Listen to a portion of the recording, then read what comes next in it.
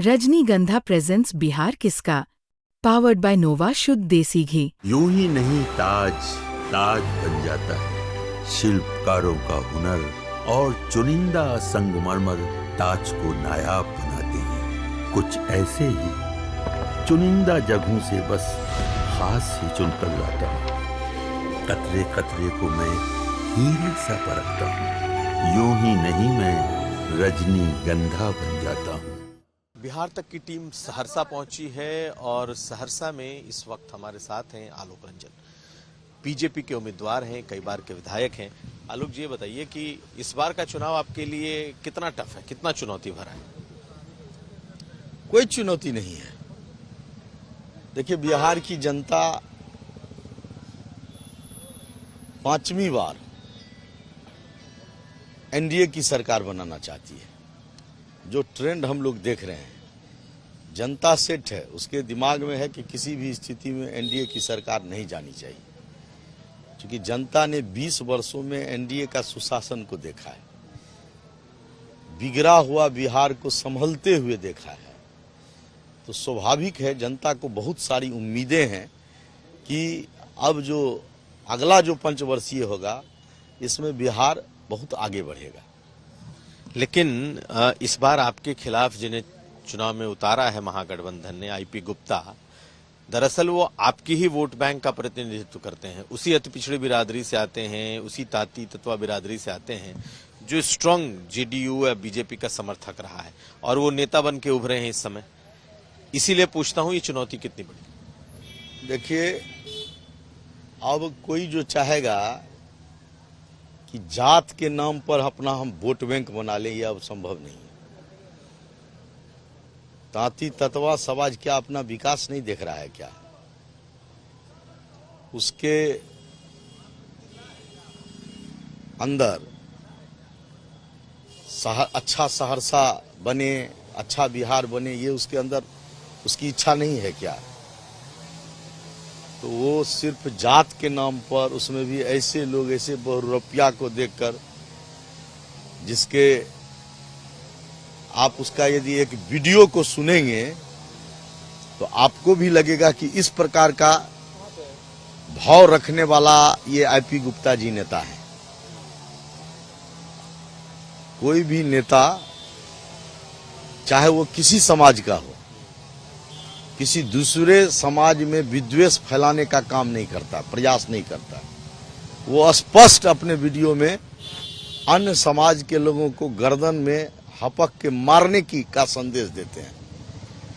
क्या इस चीज को कोई समाज पसंद करेगा? सोम को आप बताइए। पसंद करे ना पसंद करे, लेकिन आपको लगता नहीं है कि महागठबंधन में एक दल के तौर पर बहुत हाल में जिन्होंने अपनी पार्टी बनाई हो, पिछले साल 2 साल में जिनका एक राइज हुआ हो, उनको यहां से चुनाव लड़ाया गया है, और ये आपके साथ साथ, आपके सामने होने के साथ साथ महागठबंधन के लिए, के पार्टियों के लिए भी चुनौती है, क्योंकि आपके कोर वोट बैंक में ही तो सीधा इसका असर होगा। मैंने आपको स्पष्ट कहा कि अब कोई वोट ऐसे किसी के साथ जुड़ जाने से नहीं ट्रांसफर होता है।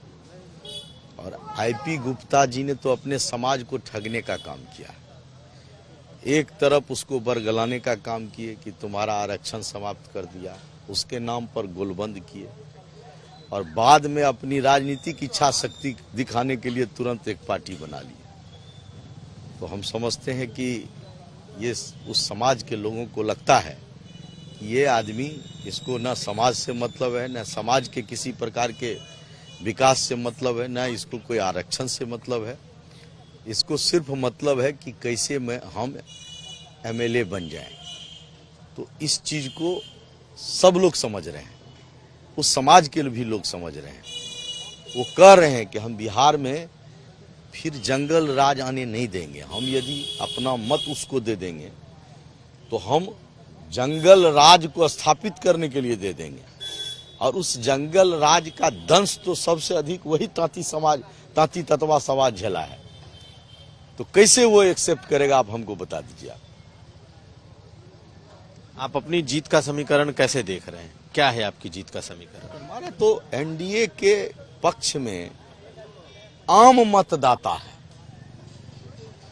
जो बिहार में एक अच्छी शासन, बिहार का विकास, बिहार को आगे बढ़ते देखना चाहता है, वो कभी भी महागठबंधन के साथ नहीं जा सकता। लेकिन जनसुराज के साथ तो जा सकता है, जिसकी बहुत चर्चा है कि बिहार में बदलाव होना चाहिए, बिहार में नौकरियां आनी चाहिए, पलायन रुकना चाहिए, इंडस्ट्रियलाइजेशन होना चाहिए। और आपके सामने किशोर मुन्ना भी खड़े हैं जो यहाँ के पुराने नेता हैं। जनसुराज जो है वो तो हवा में फुस हो गया है पूरे बिहार में। आपको कहीं दिखाई पड़ रहा है? जितना उछल कूद उनका चुनाव से पहले था, घोषणा होने के बाद, टिकट बांटने के बाद, कहीं आपको कुछ दिखाई देता है? सो बताइए।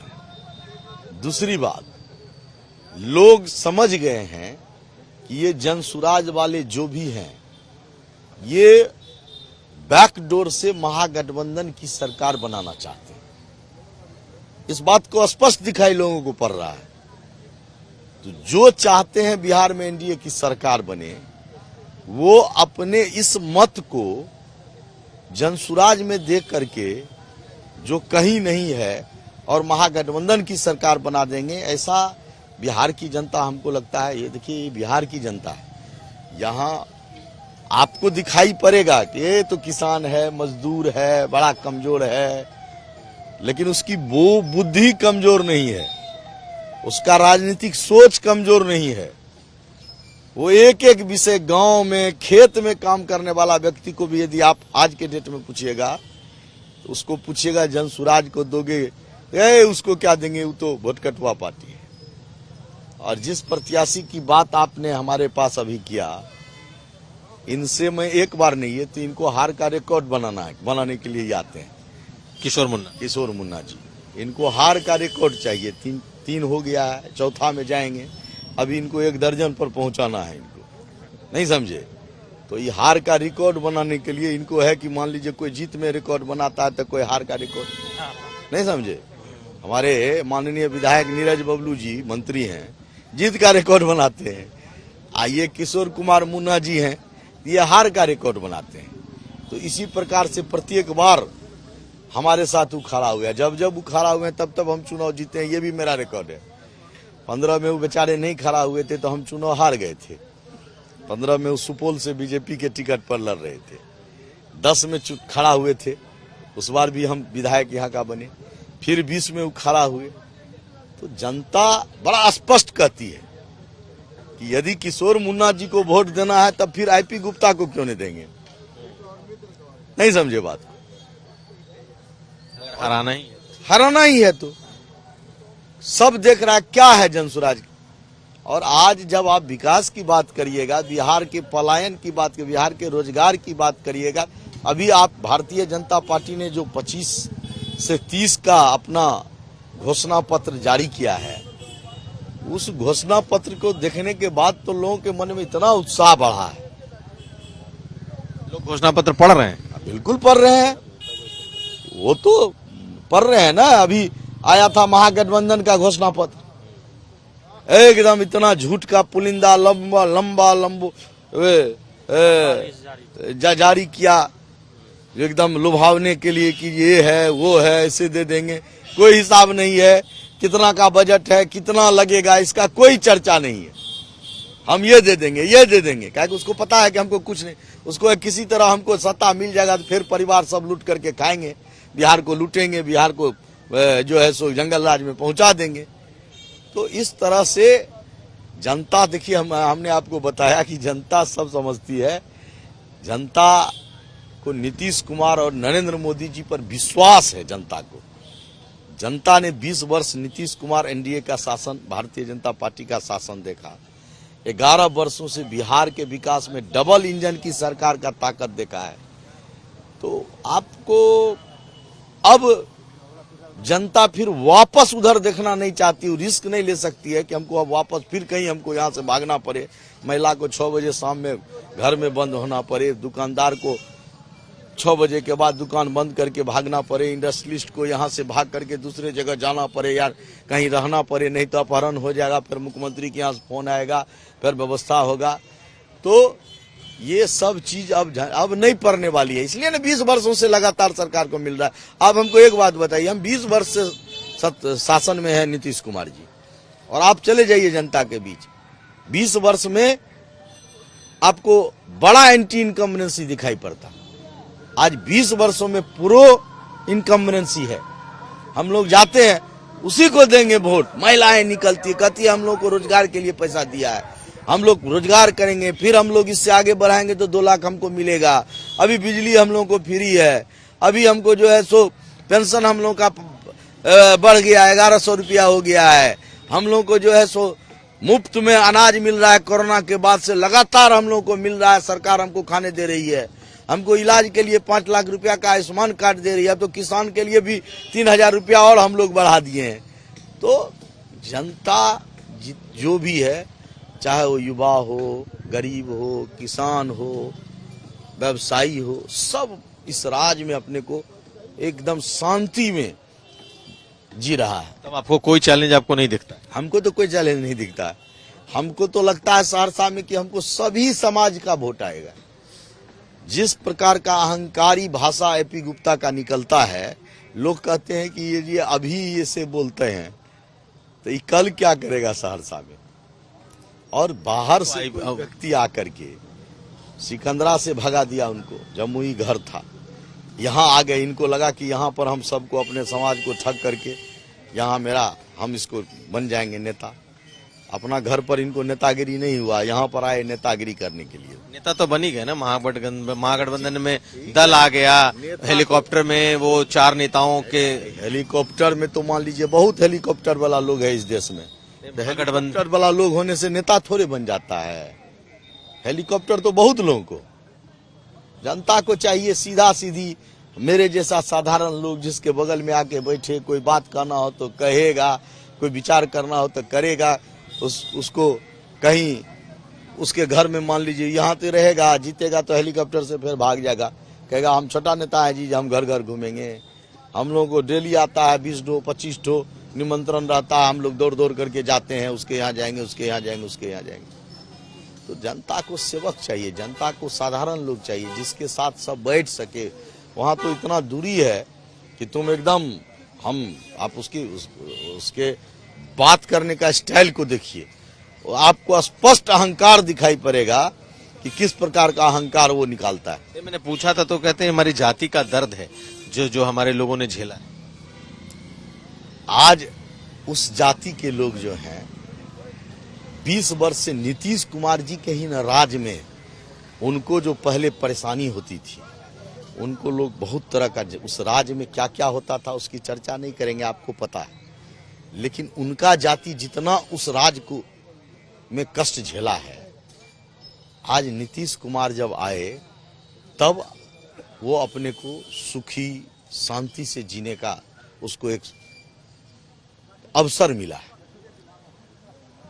नीतीश कुमार जी उसको पिछड़ा से अति पिछड़ा बनाए, फिर अनुसूचित जाति का उसको आरक्षण दिए। यही तो कह रहे हैं छीन लिए। फिर आप इतने बड़े पत्रकार हैं अभिषेक जी, आप हमको बताइए कि क्या ये आरक्षण नीतीश कुमार जी छीने हैं? सो हमको आप बता दीजिए। दलितों में डालने और दलितों का निकालने का अधिकारी राज्य सरकार के पास नहीं। जब सुप्रीम कोर्ट ने इसको खत्म किया तो इसमें नीतीश कुमार जी कहां से आते हैं, आप हमको बता दीजिए। नीतीश जी तो दिए, उसको सब सुविधा दिए, फिर अभी सुप्रीम कोर्ट में केस है तो उसमें कोई ये नहीं है। और जहां वो गए हैं उसका घोषणा पत्र आया है, उस घोषणा पत्र में तो आना चाहिए था कि हाँ हम इसको आरक्षण देंगे। कम से कम यो कहता कि हम इसके आरक्षण के लिए नहीं हम देंगे, तो कुछ कह सकता है। वो तो कहता है कि वक्फे वोट का हम कानून फाड़ के फेंक देंगे जो उसके अधिकारी में नहीं है। अब देखबे किए हैं, सुनबे किए होइएगा, तो उसको तो कम से कम कहना चाहिए कि भाई जहां हम देंगे, नहीं है अधिकार है तो कहना चाहिए हम लड़ेंगे। उसके मुंह से निकलता आज तक कोई आरक्षण दिया है लालू परिवार में? उनके परिवारों के अलावा किसी को आरक्षण है क्या? आप हमको बता दीजिए।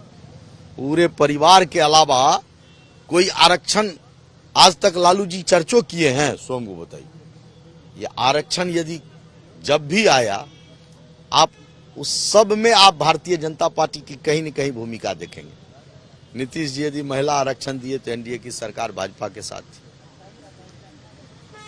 जब मंडल आयोग का समय आया, कांग्रेस विरोध किया, सब लोग विरोध किया, उस समय में हम लोग उसके साथ थे।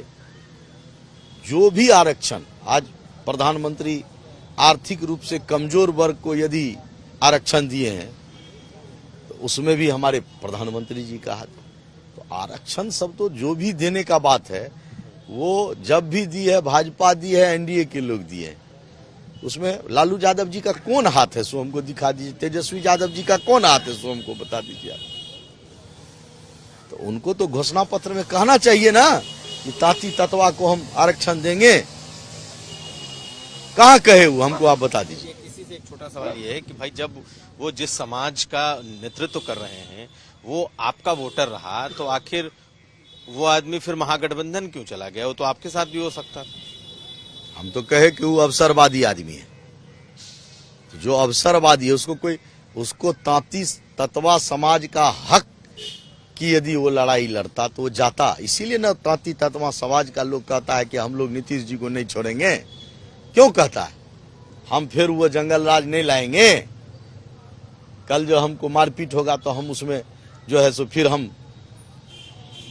तो हमारा कहना है कि वो ताती तत्वा के हित के लिए नेतागिरी कर रहा है, ऐसा क्यों आप उसको मान रहे हैं? उसको तो पर्सनल अपना एमएलए एमपी बनने के लिए, तो पहले भी कांग्रेस से जुड़ा हुआ था, आपको पता होना चाहिए। उसकी सेटिंग थी कांग्रेस से, राहुल गांधी से कई बार वो मिला है। तो वो तो सिर्फ एक बरगलाने का काम किया अपने समाज को। स्वाभाविक है किसी का यदि किसी समाज का यदि आरक्षण समाप्त हो जाएगा, चाहे जिस कारण से सुप्रीम कोर्ट से हो जाए या किसी चीज से हो जाए, तो आप हमको ये बताइए उस समाज को तो दर्द होगा जो हमारा चला गया। उसको बरगलाया कि तुम्हारा आरक्षण सरकार छीन लिया। अब सब बुझने लगा, अब सबको पता चलने लगा। लेकिन शुरू के समय में, और उस आरक्षण के नाम पर तुमको आरक्षण की लड़ाई में तुम हमको मदद करो, तो कोई समाज उसके साथ खड़ा होगा, क्यों नहीं होगा सो हमको बता दीजिए। तो आरक्षण के नाम पर जब समाज खड़ा हुआ उसके साथ, उस मंच पर वो अपना पार्टी खड़ा कर दिया। तो ये सब जो एक्टिविटीज उसका रहा, उसको अब उस समाज के लोग समझने लगे। उसमें बहुत लोग हैं, चौपाल को अभी भी आरक्षण है। तो हमारा कहना है कि जो भी इस प्रकार का वो लुभावना बात वो बोल रहे हैं, तो समाज के लोग समझ रहे हैं। समाज तो देख रहा है कि हमको कितना नीतीश कुमार और मोदी जी से कितना लाभ हुआ। हम लोग तो जाते हैं, लोग कहते हैं ऐसे हम लोग के हाथ से पर्चा छीनता है। महिला लोग दौड़ के आती है, बूढ़ी औरत सब कहती है हे इसको देंगे, इसको देंगे, मोदी जी के मुंह पर हाथ मार करके, ये हम लोगों को सब चीज दिया, सब सुविधा दिया। ऐसा होता है? आप चल के देखिए, कहिएगा तो हमारे साथ एक दिन चलिए आप, सीधा सीधी आपको हम दिखा देंगे जो कैसे महिला निकल के आती है। जब तक वो नहीं समझ पाती है कि नीतीश मोदी है, तब तक बड़ा गंभीर आपको दिखाई पड़ेगी, नहीं समझे? और जैसे उसको समझ में आ गया कि ये अपना नीतीश मोदी वाला छाप है, तब उसका उत्साह देखिए, तब उसके निकल करके उसका देखिए प्रतिक्रिया देखिए, तब आपको पता चलेगा कि उसके अंदर अपने लिए कितना अपना सोच है कि हमको अपने परिवार का, बच्चा का, इस सब को आगे यदि बढ़ाना है तो इसी सरकार में बढ़ाना है, दूसरे के यहाँ नहीं मिलेगा। तेजस्वी जाएगा तो इसके बाद फिर तेजस्वी जी को क्या मतलब, उनका पूरा परिवार खानदान सबको सब पद मिल जाएगा, सब चीज मिल जाएगा, बढ़िया से चलने लगेगा, भ्रष्टाचार अपहरण का उद्योग सब शुरू हो जाएगा।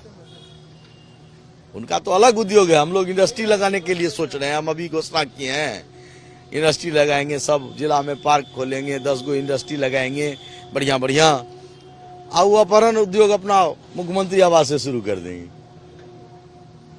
जीतेंगे तो नहीं, हम ही बोल रहे हैं, उनका मम्मू बोला ये बात, वहीं से डील हो जाता था। इसीलिए ऐसी बात नहीं है। अब सिर्फ जात पर जनता वोट दे दे, अब वो बात नहीं। जनता पलट के जाने वाली नहीं है आप। नहीं, जनता पलट के नहीं जाने वाली है। हम लोग देख रहे हैं, वो लोग तो मान रहा है कि आपके पास तो घर पर पहुंच जाते हैं, आपको बुला लेते हैं, इसको कहां खोजने जाएंगे हम। और वैसे भी हेलीकॉप्टर से उड़ के आने वाला नेता है, ये तो आएगा हेलीकॉप्टर से फिर उड़ करके जो जाएगा, तो ये सब क्षणिक दिखाई देता है। जब तक जनता को कोई आशा रहता है कि ये कुछ हो जाएगा हमको इससे, लेकिन जब समझ जाता है जनता, तो इसके बाद फिर आपको कोई कुछ अंतर नहीं होने वाला है। हम लोग देख रहे हैं एकदम पूरा सभी समाज के लोग जो हैं, उनको लग रहा है कि जो थोड़ा बिहार को आगे बढ़ते देखना चाहते हैं, जो थोड़ा बिहार में शांति चाहते हैं, जिनको लगता है कि हमको अपने बच्चे के भविष्य को बनाना है, वो कभी एनडीए छोड़ करके महागठबंधन को जीतने नहीं देगी। बहुत शुक्रिया बात करने के लिए। तो हमारे साथ थे आलोक रंजन, बीजेपी के उम्मीदवार हैं सहरसा से।